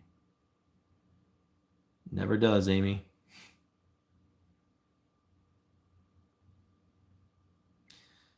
Well, stuff happened when I first moved in here, but I'm definitely like a walking haunted portal because being sensitive and I believe they see a colorization around your aura and they're attracted to that specific characteristic of your aura, knowing that you have a openness to experience them, be felt, heard, or seen by you.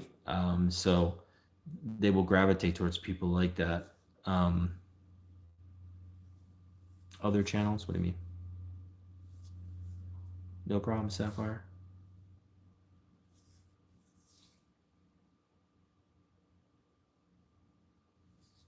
Well, I've had the SPI app. I would just say it's different.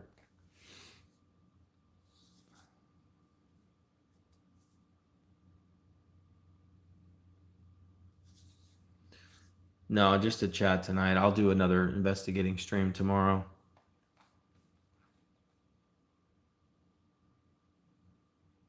Had a long day.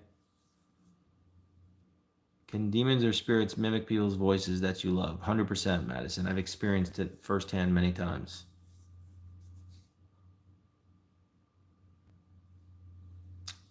Typically, I would use blessed salt. Yes, I would use that. Yes, Amy, I'm home. Yes, if anyone lives in the North Carolina area, I am doing an event on the USS North Carolina, April 26th. If you're in the area, we're doing a public investigation. I will have my books there, and you'll be able to investigate with me and a bunch of other people in the paranormal field.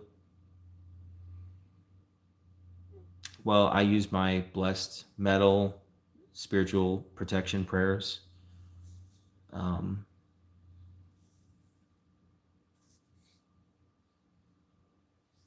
I've had a lot of weird stuff happen with mirrors.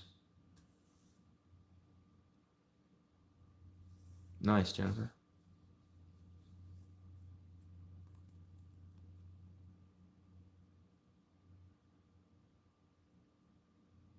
I have an attachment from playing with the Ouija board 7 years ago, so I do know the shadow people. I was just talking about that before, Callisto, about messing around with Ouija boards and things can come at you years later from that.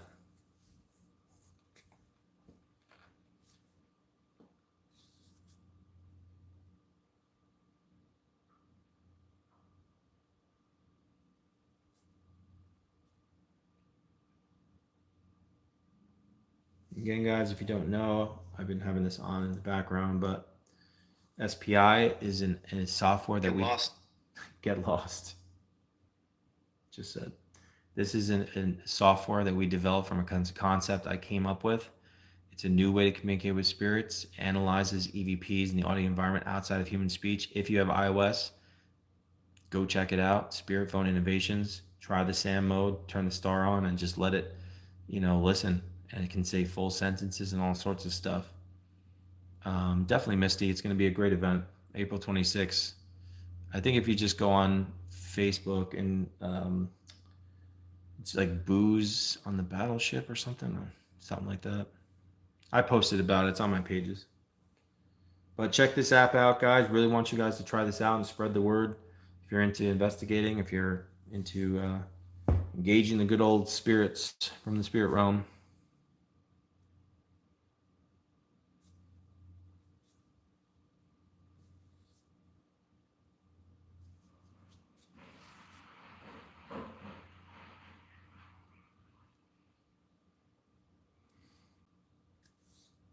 Well, I've used the same filter on my the Tickety Talk Rashid, and I've had some really cool stuff with it. So I do believe there's a manipulation opportunity for the spirits there. Android we're working on, Jamie. Definitely Sapphire, same thing. Android for sure. I will do one tomorrow, Callisto. Just a chat tonight, but I will do one tomorrow. And I'm going to try to find somewhere to go this weekend too. Somewhere. Oh, I think that was just water. I love going to new places, Tracy. I get excited about going to new locations. Nice, Jeremy. Very cool.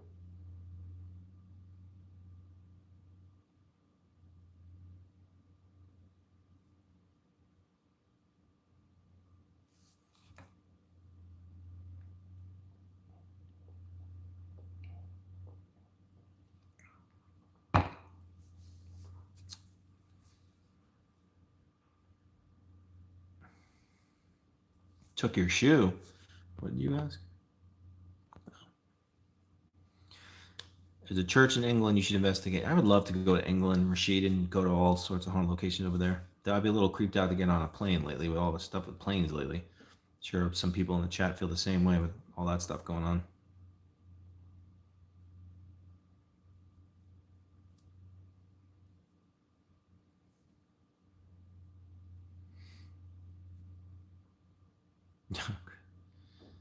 For sure. Definitely. Paul? Yes, I have, Lori. A couple of them.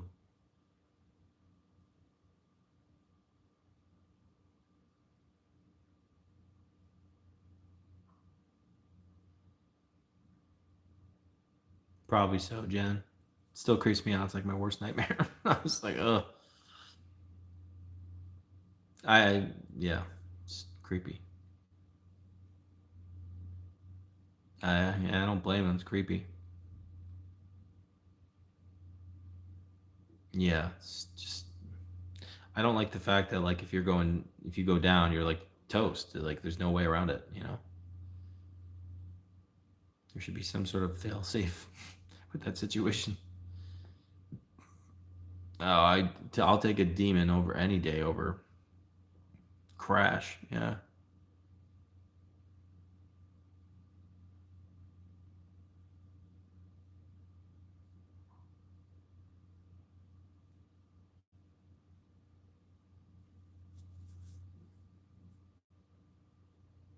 Yeah, I'll definitely take.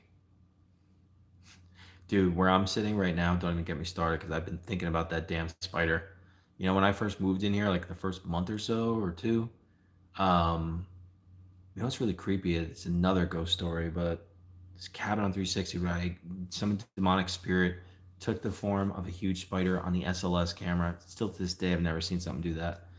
And we ended up, I found out that day we were going to go back there and film a documentary at this place after I haven't been there in years. And there was a big spider. I'm talking like the spider that was involved with this story.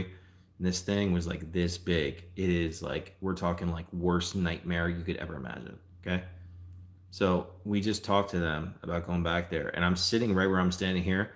And what comes under the couch? It was like a wolf spider. Like, I swear, like this big. I've never in my life ever been around a spider that big in my freaking place. I jumped up and got the sweep and tried to move this table out of the way. That shit disappeared. I never found it to this day. I moved the couch, I moved everything. That shit disappeared. Hopefully it's paranormal because I wouldn't think I wouldn't want the other thing to happen, you know? Because this thing was huge, huge. And I moved the table, this shit disappeared. Where the hell did that freaking shit go? How does something that big disappear? I've never seen it since. It's been like almost a year. I mean, to be honest with you, I'm wearing my sandals right now. I don't want to walk around barefoot here because I'm like, could you imagine like stepping on that thing? I'll take demons from other dimensions over a situation like that. Seriously. Yeah, exactly. It doesn't vanish. Where the hell did it go? It doesn't make sense. It does not make sense. Well, hopefully it went through the air duct and is chilling there and never comes out again.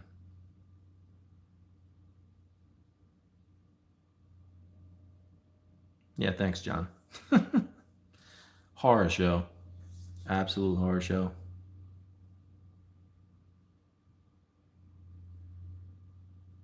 Sorry for the cooking posts, guys. Elmo, thanks again, man. Elmo, thank you so much, buddy. Have a good night. Good talk with you. I'd rather see it down. I'd rather see it down the drain, Ronald, than under my couch in my apartment. Not knowing where it went. I was putting like a towel on my bedroom door in my bedroom and closing the door because I'm just like, dude, no, I don't want to think about it.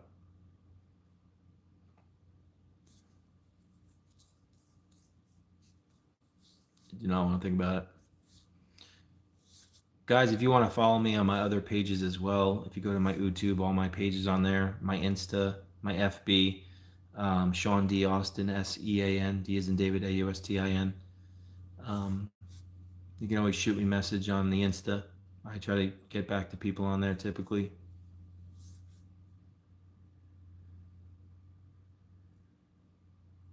MB, thank you for the super chat. Appreciate you.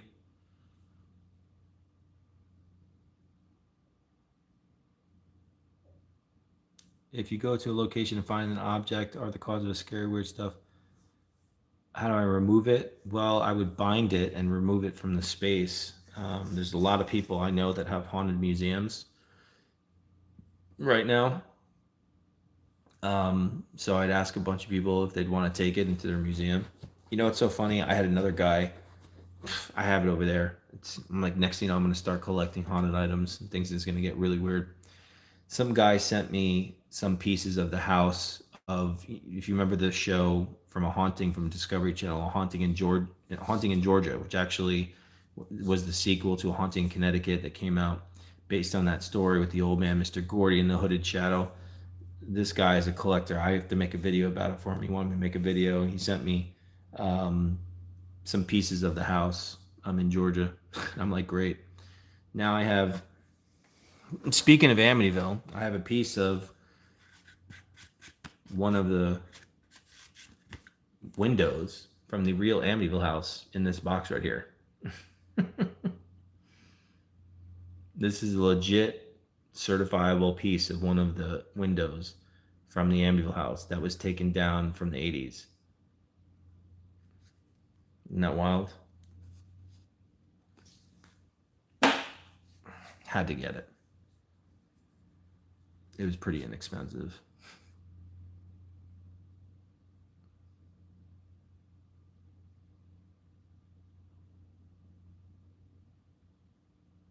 Yeah, exactly. Yeah, they did change the windows back.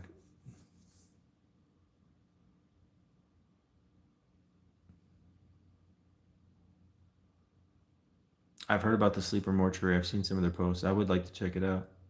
Definitely. At some point.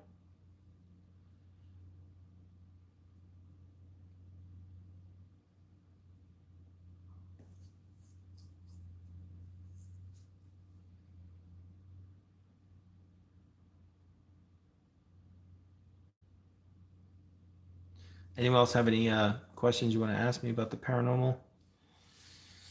I wish I gotta work on that video a lot tomorrow. The guy gave us a tour of the haunted prison, and it's like 20 minutes long. So there's a couple weird things that happen on our labeled. But I'll be premiering that video for Sunday, most likely. Elmo's back. Thank you again. All right, bud. Have a good night.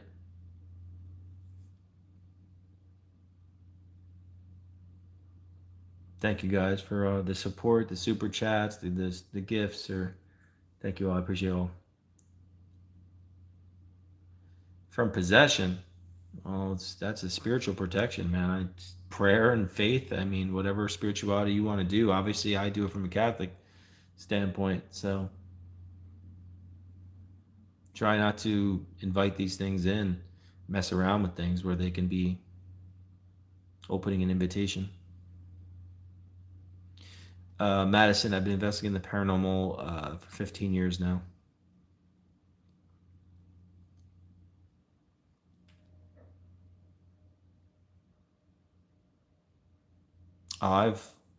The Midwest has got a lot of haunted places, Ronald. So many. There's so many. It just depends what goes on. You know, it's just about the history, the emotional stuff.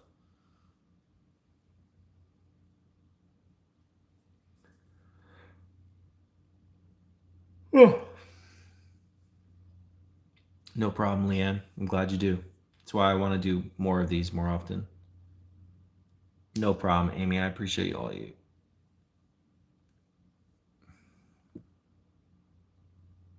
Talk about Wendigo. Wendigo is like a Native American term of a spiritual creature, has antlers that they would talk about in their culture.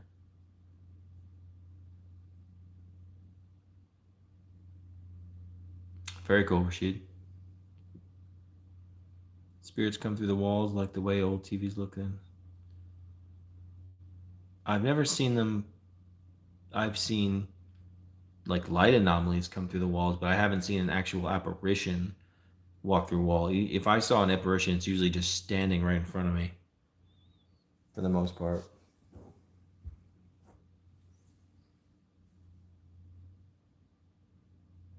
Those are all haunted places, Colleen, definitely.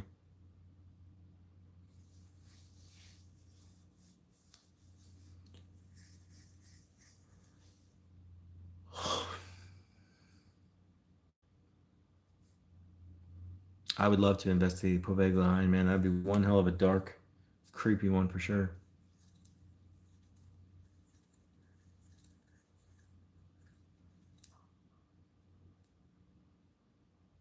Oh. Nice, Liam. Sounds like a cool spot. Yeah, it's kind of zonked.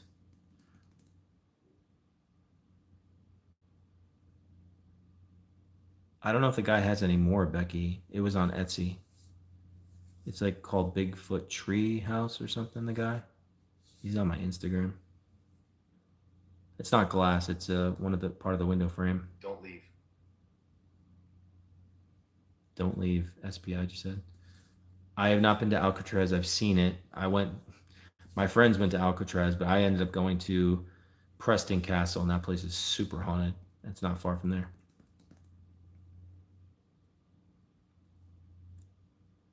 Yeah, you can send some pictures on there. My Insta is Sean D. Austin, S-E-A-N, D as in David, A-U-S-T-I-N. Jen, I've told a lot of scary stories tonight. I'll tell you one more really creepy story for y'all. So, actually, Epic Eric and I, we actually stayed at the Bel Air house for 7 days straight. And it was actually right before we filmed the Malefus documentary, and that shit came to the house with us. Actually, this is what came after me the first night I slept there. Now, I slept in the room. Now, the Bel Air house is one of the more nastier houses in America, for sure. It's bad. It can get really bad in there. So I slept in the room with all the dolls. Now, the first night that I actually slept in there, I had a very vivid vision. And the vision was this mother was taking me up the stairs. It was nighttime to the second floor in a house. She brings me into her daughter's room, and the daughter's like sleeping. She's like brunette, young girl, I don't know, like 10 years old, something like that. And she lifts up her arm, and there were like claw marks all over her and her stomach and stuff. And all of a sudden I look at the bed table picture, and the bed table picture was of the girl just sitting there like this with a smile on her face. All of a sudden, like the picture frame, the picture of the little girl comes to life, and her head just goes backwards like this. And then I just see the slit, and then the blood pulsating out. And all of a sudden I look back at the bed, and then the girl's on all fours, and she's got dark eyes and goes, "Your father's dead," like that. And then I saw a flash of that thing I've seen from Malefus with the black horns and red face and fangs, and it made me freaked out. And I actually called my dad to make sure he was okay. He was alive then, but months later, my dad would end up passing away. But that was like straight up out of a movie. That was a horror movie experience. For sure. So, yeah. I've definitely experienced a lot of creepy, scary stuff.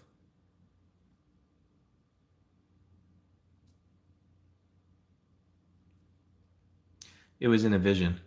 The picture came to life in a vision. This was all like a very vivid, lucid dream, but it gave me the dream. It lured me into the whole experience and then wanted to frighten me that something had happened to my father. It knew my father was going to pass away months later. I didn't. And it used me to put fear into me or involve in that, to give me a nightmare. Yeah, definitely. I do get a lot of messages in dreams. Remote viewing is something that still happens to me. I'm trying to improve that ability. That is something that's been happening to me more. It's really weird. It looks like it looks like a TV screen from far away, and then I try to bring it closer to me and I try to hold on to the view. It's like you're looking through someone else's eyes. It could be my eyes or somebody else's, but you try to like disseminate what you're seeing. That is something that's happened to me a lot more than the astral projection stuff, where you actually come out of your body. That's happened to me many times too. That's a whole nother story with all that. But yeah.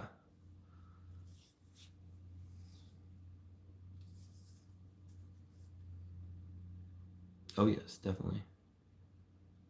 I don't blame you, Don.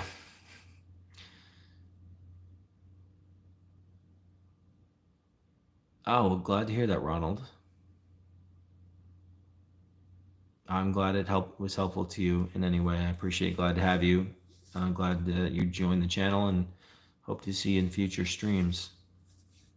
Make sure you hit that bell icon, guys, so you know when I post content, because most likely you won't see content unless you're scrolling. It's like, I think it's better to just turn bell icons on. Obviously, I'm only posting live streams and full episode content. There's a bunch of stuff to watch on my channel. Full episode edited footage I should definitely check out, especially Up Against Evil. And I'm hoping I'll be filming another episode of that coming up soon.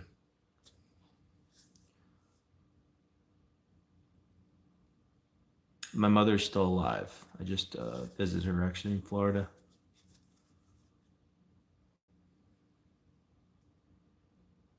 It seems that way, Rashid, for sure. Yeah. The lives come up in shorts when that's why I go live vertically. The only thing it kind of sucks about it is when I'm editing for a full episode for y'all to watch, then it's like I want it to be in horizontal, but I'm trying to figure out if I have another phone. I have an infrared phone camera that I can put up and hopefully have that and maybe use that for the edited stuff and then still go live on the two platforms.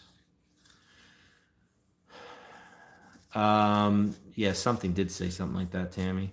My mom's up there in age too. She's just turned 82, actually. She looks pretty good, but my parents had me pretty late. My dad was like, I mean, he was practically 50 years old when he had me. So my mom was like practically 40.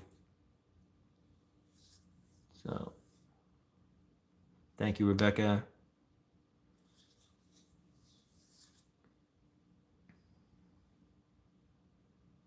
Yeah, I've been editing videos all day, guys. I mean, like a 6-hour investigation to go through all the evidence, slow it down, label it, done waiting.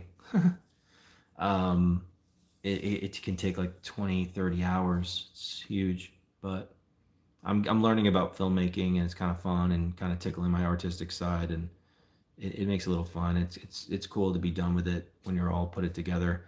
I'm hoping to like turn it into even more quality where I don't have to put the live stream in there, or I can just use you all good camera work, but it'll get better as I go. I do have a sister. She's a few years older than me, and I have a niece. Hoping they'll come down and visit actually here down in Wilmington, North Carolina. It's gorgeous down here, the beach and the nice weather. I think they would love it. Paul, have a good one.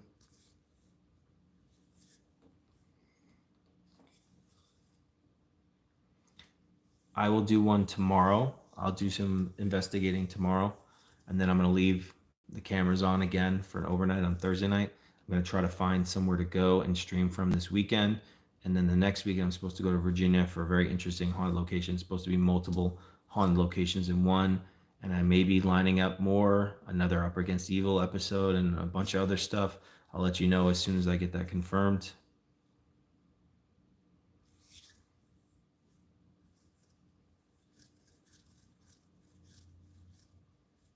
I'm banned from the beach, yeah.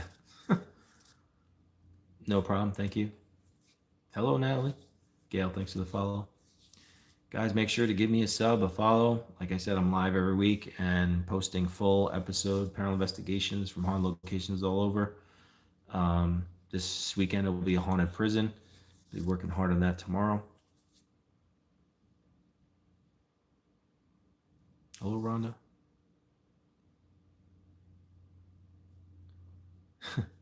I ever come across someone doing a ritual? Yeah, not a ritual, but the first time my friends and I, we wanted to go down to Long Island. It's right by the Amityville house.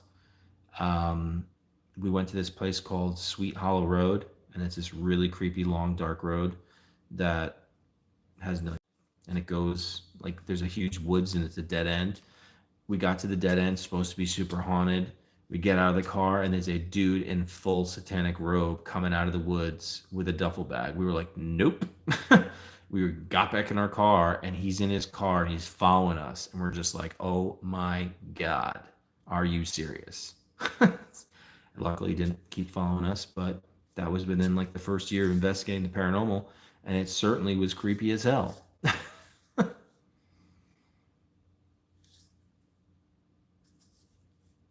I do have a sister, yes.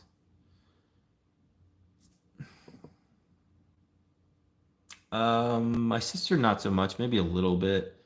My mom has said she's had some experience throughout the years, but in my family tree, there are white witches and Native Americans that my aunt discovered.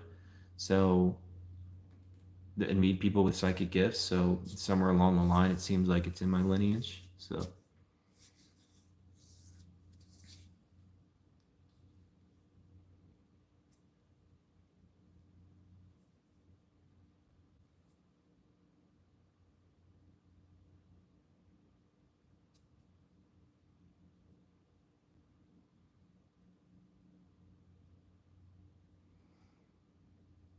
I hear you, Wicked. Probably Christy, yeah. I have some stuff, locations I'd like to investigate.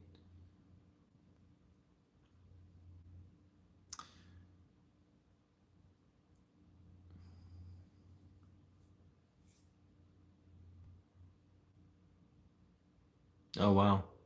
Rhonda, that's crazy. I'll do another one of those Thursday night. This time I won't tell the spirits they can manipulate the devices. Hello, Kathy. Rhonda got loads of questions. Wow, it's wild. Damn, Rashid.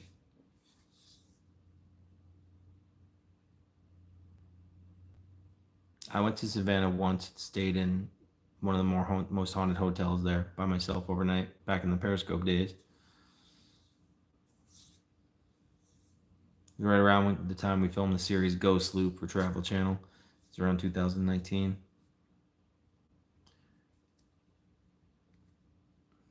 I always pray to St. Michael. Well, guys, make sure you give me a sub, turn on bell icon, hit the bell icon to know when I post content. I appreciate you all. Glad to have you. I will do more of these talks more often. I will do another live stream tomorrow. It's been a long day, so I'm gonna try to get some rest and definitely some more streaming coming up, some more investigating, and some new locations. So I appreciate you all. Thank you for subbing. Definitely sub. Turn on bell icon. Check out my episodes of Up Against Evil and all the stuff that I've been posting every week. Full episode investigations of all these wild places that I've been to. Really interesting stuff has happened. As you can see with some of my stories, if it's your first time, you know, and that's the thing that I like to do with these little, you know, episodes I do. I really like to go deep into the spiritual element because I'm a very spiritual person, and rather than just saying, here, we're going to this place and we're going to be here all night and see what happens, like I really want to like go into like how I am spiritually and tell a story and really go into that, you know, deeply. So I hope you will check the episodes out as I get better with filmmaking, and yeah, and go check out SPI and the app, that concept I came up with that we developed. I want you to check it out. Spread the word.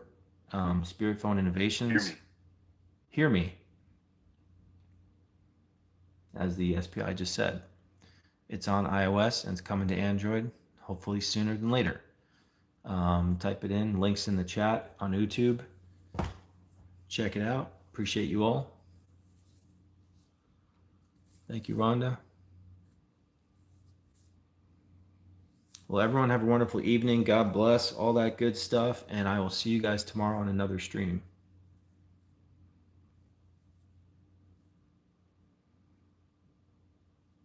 Thank you for the compliment, Rebecca.